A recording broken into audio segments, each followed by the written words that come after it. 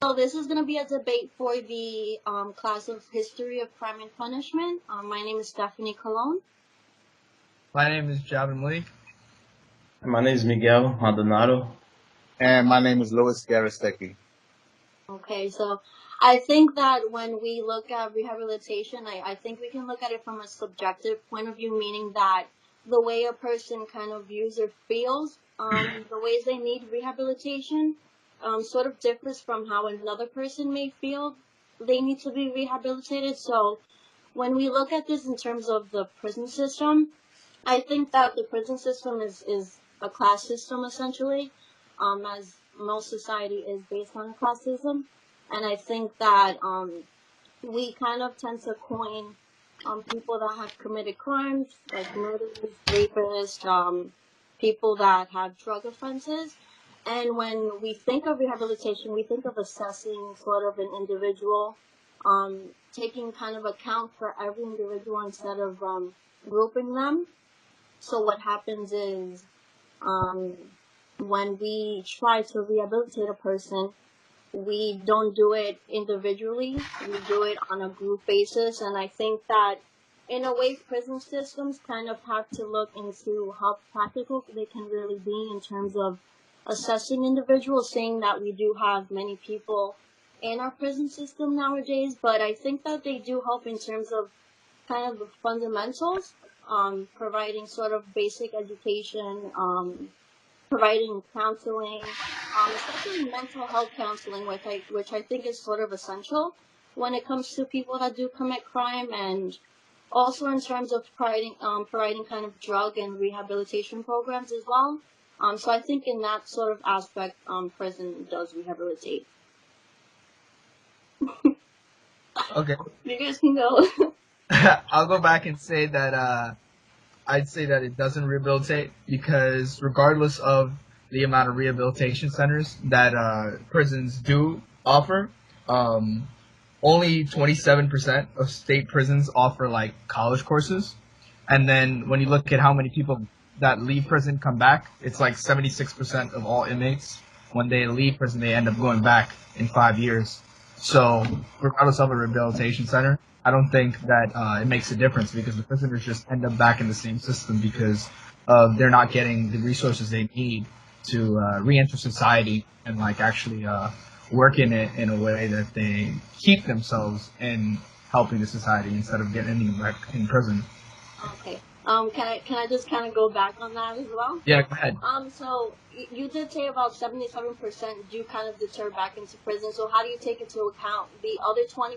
Although essentially it is a small percentage of people that were criminals in prison don't come back to prison. What are they essentially doing differently that the other 77% didn't do differently? Like, Can I add to that? Yeah, go yes, ahead. yeah, I think it's a matter of individual, yeah, and it all depends on the amount of time that a person has been incarcerated too. In my experiences, long term, is people that have served more than 10 years in prison have a low recidivism rate. You know, uh, based on my experience working with that population that I work with. As far as individuals who serve 2 or 3 years in prison, for the most part, because when they enter prison, there's no real services for them. They might have GED classes, they might have some workshops like carpentry, electrician, certain workshops, but the training that the tools that they use are obsolete. They're outdated. In prison, they're still using Walkman where we record, with cassettes. I don't know if you kids have even seen a I Walkman with remember a doing that. cassette before, if you remember. So a lot of the tools that they're using, a lot of the manuals, books, trainings that they're receiving is outdated. So when they come back to society, everything's modernized. Everything's computerized. They're not learning the proper school, tools that they need, to be able to re-enter society and be able to be productive members of society. Another issue too is when they are released, they're going back to the same community that they came from. A person who does 2, 3, 4, anywhere from 2 years to 6 years, the majority of them go right back into the same community they came from. A person who does 10 or 20 years in prison, when by the time they come out of prison, their whole neighborhood has changed. The majority of their family are either relocated or are deceased, they're no longer around. So they practically entering a whole new environment. It's not even, you're not really associating with the same people that you used to associate with, as opposed to somebody who just did 2 years, 3 years, and they don't have the proper skills or tools to, when they hit society, where they go back to? Same hood, same corners. I mean, I got a lot more to say, but I'm gonna give you guys. Miguel, do you have anything to say? Or Yeah. So what I was gonna add on to was like 2/3 of prisoners reoffend within 3 years of leaving prison, often with more serious and violent offense. And why? Because maybe once they go back to prison, right, they start thinking this is the type of life I'm supposed to live. Like this is the way life is. Like there's no other way. This is how I was brought in. I did my murder, so this is all I know now. This is my culture. So once they come out, they bring that back to the neighborhoods, like you say, and now it's different. So what to them, they feel like they're nobody. They're irrelevant to the society. So what they do, they probably just fuck it. Like they start adding up to the same thing they did before. And so what I was going to say, that quote, what I just said with the 2/3 of the prisoner, it came from James Gilligan, a clinical professor of psychiatry at NYU. And the New York Times actually interviewed this professor. And the title goes, By Punishment Fails and Rehabilitation Works. So there was quotes saying out there, like you said, like prisoners, they come back into society. And I kind of feel like everything is always with a mental issue. You know what I mean? Like it's not that they're not fit to come back to society. It's just they're not mentally there with society. In a sense, like, like I was saying before, they think murder is the new cool. Like nobody does it, but they do it, so they feel like they're not part of the society. You know what I mean? Like the neighborhood is not the same. And so, like you guys were right. I feel like that kind of brings the rehabilitation kind of like in an awkward situation, because how do you rehabilitate somebody who is mentally not there, who probably you can seek and get the help, but how can we tell from their perspective? Like they're mentally disturbed, they're not fit for us, so we kind of like avoid. And then I don't know how to explain it in the sense that when we try to distance from them, because we were all told like stay away from the bad guy, the bad guy's gonna get you. So in that I think that kind of mentality always brought to like how you grow up too, like prisoners coming out of prison is like, oh no, they bad people, like they're rape or you know what I'm saying, like to us that's the worst, and we expect the worst for them. But in a sense, we also gotta understand like they're not probably blessed like many of us, where we come up with great parents and we're told the right things to do. And so maybe it starts from like being from a child. Like rehabilitation starts from there. It doesn't start when they're already in prison, because once you're in prison, you're gonna expect the worst. If not, that's close to hell. So, what do you guys think about that? Go ahead. I think that kind of going on Louis' points about kind of circumstance as well. I think you also have to take into consideration that there are certain people that like don't want to be helped. They feel that they're so far fetched into like this criminal behavior and kind of criminal like life that there's kind of no way out of it. And there are certain people that are in prison that don't really want to be seeking help, or I'm not saying for all, but I'm saying for some people, there are some that don't want to admit that they are in this sort of mental incapacity to kind of go into the real world and be not normal individuals, because in a sense we're not all normal, but kind of just be a part of society again. And just taking into consideration that there are some people that are willing to go into these programs and be accepted of the things that they need to hear about themselves, and there are some people that just don't really want to accept the reality of their situation. So I think that's also important to kind of look into. You can go, Louis. Javier, you have something to say? No, go ahead. No, well, I do a lot of, Hold I on, do, Luz. go ahead. Let me just put this in. So I was gonna also note that from that James Gilligan from that article with the New York Times, Hmm. he also noted that so he was also in San Francisco. He had a jail where he was run by his colleague, and he had this re-educational program instituted into that prison. And so when he did that, the it was actually reduced the level of violence in the jail for that whole year that he tried that system. And when people actually started leaving the prison, they actually never came back. And so like things like programs like educational stuff could help these prisoners in prison. And it's sad to know that a lot of prisons don't even afford these programs. If anything is being stripped away, like recently we know this. That's definitely true. I And, just want to add on to that for a quick second because I was reading an article by the National Institute of Justice, and they were hmm speaking about how 12%, between 12 and 16% of people that get vocational training and like training in prisons end up not going back to prison and end up not getting arrested again, and 17% of them end up not going to prison again. So it's between getting arrested, and going into prison. So it shows that it helps some, but that's a low statistic, and that definitely has to do with a lot of different factors, like how they're trying to how they're going around with the vocational training. Like to go off of what Lewis said, like they were really old programs, and the programs probably are not really helping them because they're not really as updated as it could be. And when they are updated, they'll be able to help them more and actually get that percentage up. So you don't really see that in the prison system now, and that's why you don't really see prison rehabilitating people as it should be, and more of a structure where it punishes people and ends up making money off of it as well at the same time. so I was reading an article and it says, "Welcome to Stop the Crime," and basically it talks about the purpose of rehabilitation, and it said there's four major purposes for rehabilitate for prisons. I'm sorry. Oops. Okay. Wrong stuff. There's four purposes for prison. Four major purposes. One is retribution. One is incapacitation. The other one is deterrence, and the fourth one is rehabilitation. All right. Retribution means punishment for crimes against society, which is interesting because you're not really committing a crime against society. You're committing a crime against an individual. You know. But that's neither here nor there. Depriving criminals of their freedom is a way of making them pay a debt to society for their crimes. All right. Incapacitation refers to the removal of the criminal from society. All right.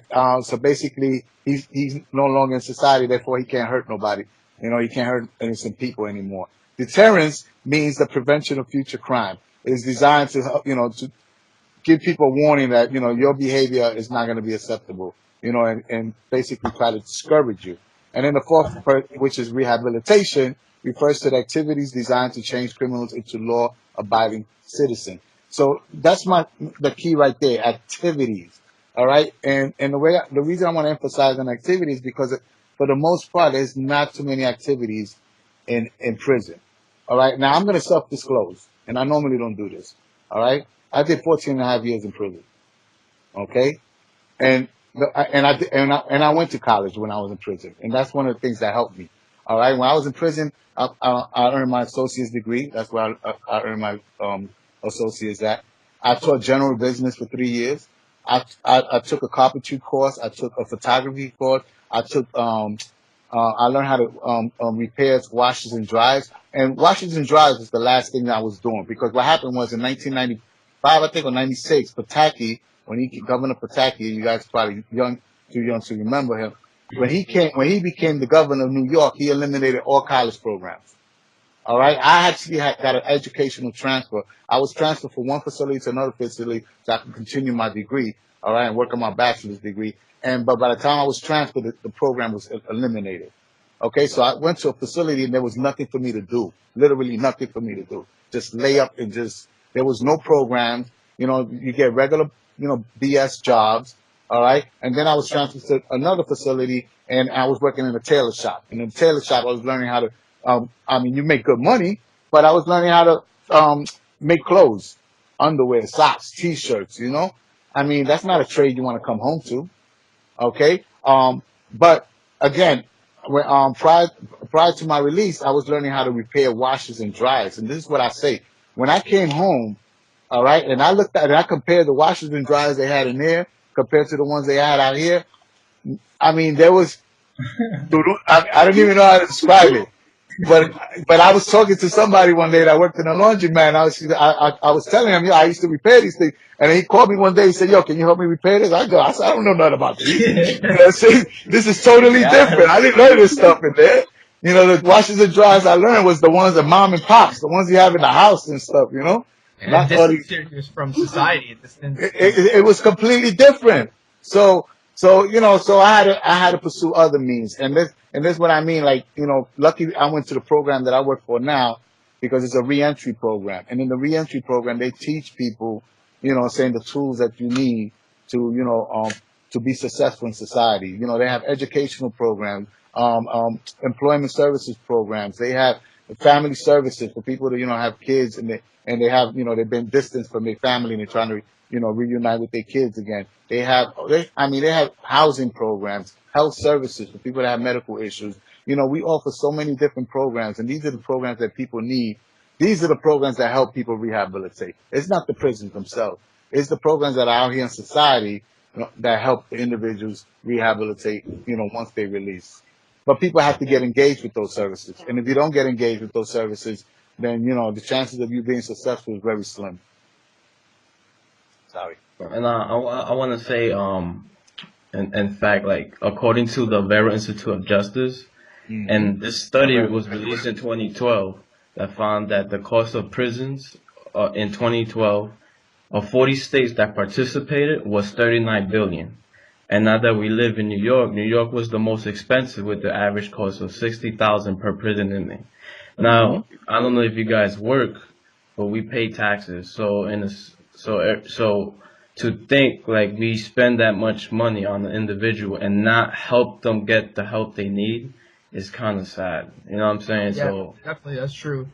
it's not only affecting them, it's affecting us in the long haul because it's being used in the wrong ways.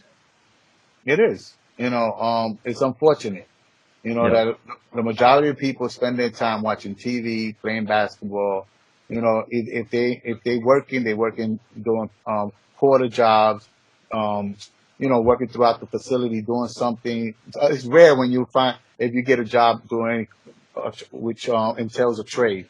It's rare if you get an electrician job or a plumbing job. They do have some facilities that have certain skill sets, but you can't really bring those skill sets out to, like they have a facility that make license plates. Yeah. When you call DMV, you're actually talking to a prisoner when you call DMV. A lot of people don't know that. They have facilities that make glasses. A lot of these glasses that you people wear, they being made in Department of Corrections. A lot of furniture that's being made in prison, that a lot of these offices have is made by Corecraft, which is a big, organization in prison that makes furniture and all that. But these are, you learn, you get paid good money doing that stuff. And when I mean good money, I mean I was making $36 every 2 weeks. $36 every 2 weeks. That's good money. A porter makes $6 every 2 weeks. Yeah. Okay, so it's a totally different lifestyle in there. But again, a lot of these skills you can't really bring them. You can't bring them to society with you. When you come out, you're gonna go to a furniture shop. You're gonna go to a tailor shop. Where they make underwears in the Bronx. I'm just saying. So it's like. I just wanted to say something about the economic impact that you and Miguel were talking about. I think that's really interesting point because when you think about it, since we are paying taxes for those prisoners to be in prison and everything, if they did get the correct vocational training and training in general to enter society and get jobs, that would be good for the economy. You'd have more people getting jobs, more people paying taxes. It would be amazing. So the whole idea of like them not doing that is just, it doesn't hurt anybody but the people in the society that keep the prisoners inside that prison system. No, but I understand that, but it's also, I think that a lot of the times we tend to kind of like blame implementing change in prison, but it's also about implementing change outside of prison, because a lot of the money that we're going to get to give these programs to these, convicts are going to be from the government essentially, and if we're not able to kind of promote that change outside, kind of change the mentality of how people think in terms of criminals, then there's no way that the prison system is going to change in general. So I think And that and one of the ways you can change is by stop calling prisoners convicts. All right. uh, but I mean, it's just challenging. You know, it's not, again, it's not too many organizations that, you know, prisoners in general, prison has a very negative stigmatism. You know, so when it comes to people investing in the prison system, just like the colleges, you know, the students were the ones the parents were the ones that were advocating against college programs in prison, because they felt like, why should a prisoner or convict, like you call it, get a free education? You That's know, great. and someone that lives in society that's a law-abiding citizen has to pay to go to college. You know, so there was a lot of controversy behind that. But like you said, it benefits the community, because these people are coming home. The majority of people that are incarcerated are coming home, no exception. So, you know, so it benefits the community when someone gets a trade, when someone gets a proper education. You know, when they come back into the community, it benefits the community, because now you have a more productive person that has the capacity to become successful and not just go back to, their old behavior. You know, it doesn't benefit the community if you're not teaching them anything. And when they come out, they have no skills, no trade, no nothing. And they go right back to doing something that, like you say, it might be worse. It might be hurting somebody's family member, and 9 out of 10, that's what normally happens. Somebody's going to get hurt. Luke, I don't know if you heard about the Stanford prison experiment. Yes, I watched it. I was just gonna ask you, how was that? Because that was kind of crazy how it only lasted 6 days, and like it was all fake. In the sense they made it seem so real, and these guys kind of They went start, mental. yeah, they It's started. all like I went back to saying like it's all mentally there too. Like that has to be fixed. yeah, Again, let me explain. Like in prison, right? They have, I was talking about this a while ago, where they have prisons where they have an honor dorm. They call honor dorms, right? And then you got the general population. In the honor dorms, you have more privileges. Okay, you don't have to stay in your cell all day. You could visit your other prisoners in their cells. You could walk around the facility freely. The COs, the majority of the time, the officers that they put to work there are friendly COs. These guys are not ball busters. They're not going to give you a hard time about anything. And most of these guys work in some form throughout the building, that whether they work in the educational department, in the tailor shops, and these guys, for the most part, they don't commit crimes in prison. All right, they productive members in prison. All right, whereas the regular general population, these are the guys that are just, they don't have the same privileges. They lock down all day. They might come out for recreational for a couple of hours throughout the day, but the most part they got to go back into their cells, stay in their cells, read, do what you're doing while you're in your cell. And it's unfortunate that the whole facility can't become honored. They can't. Why are they creating just one portion of a prison?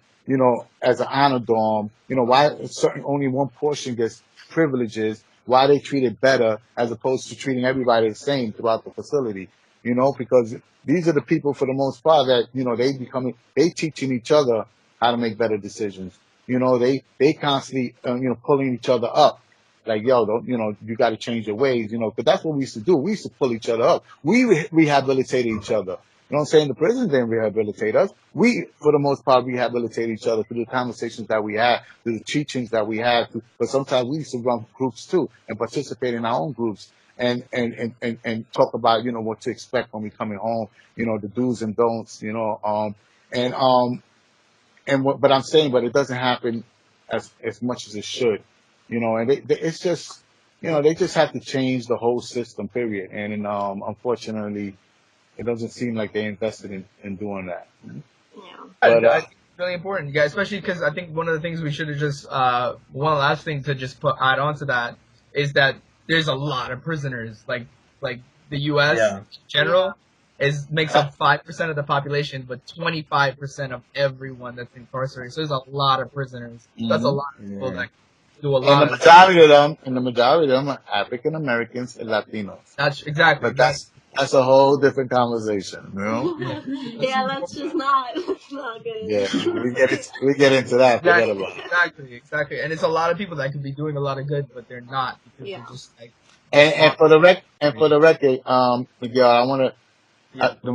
I screen a lot of people. Okay. So I screen a lot of people that come through my program. And like I said, I get a lot of old timers, people that served 50 years, 40 years, 30 years. And these crimes are obviously murder. You know, anybody Yeah. served, the majority of people do 25 and better is for murder. And 9 out of 10 times, they were accidental murders. They Oh weren't yeah. even intentional. You know, a lot of these guys that do commit murders, you know, it's not always intentional. You You know, can, yeah. they didn't mean to kill someone. It just so happens the circumstances that they were around, you know, surrounding themselves with led to that. Also peer pressure play a role.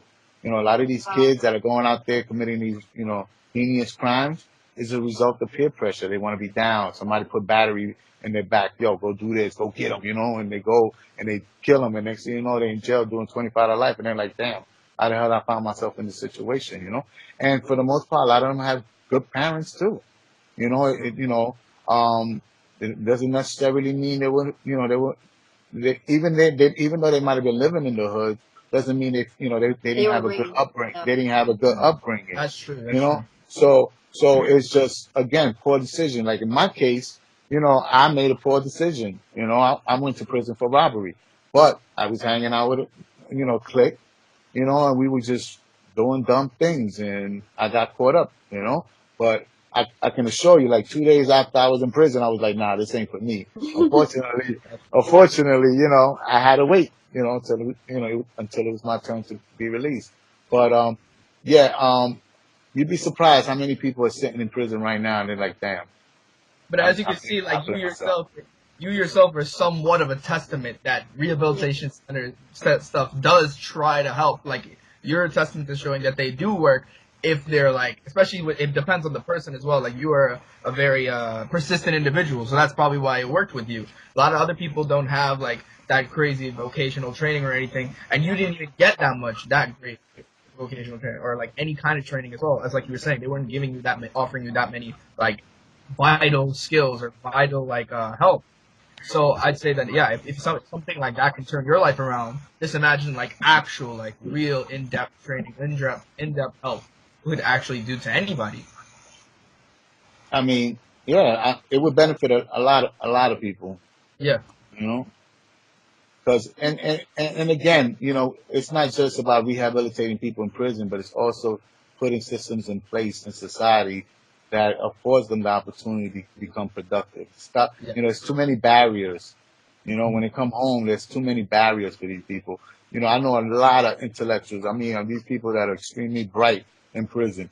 They could read you the Bible. They could tell you everything, every page in the Bible, or you know, or any majority of these books that are out there, because that's all you do in prison is read, read, read, read, read, read. And but when they come home, there's you know the opportunities for them are very slim to be successful. You know, and it's unfortunate because they just don't have the programs out there that help during that transition.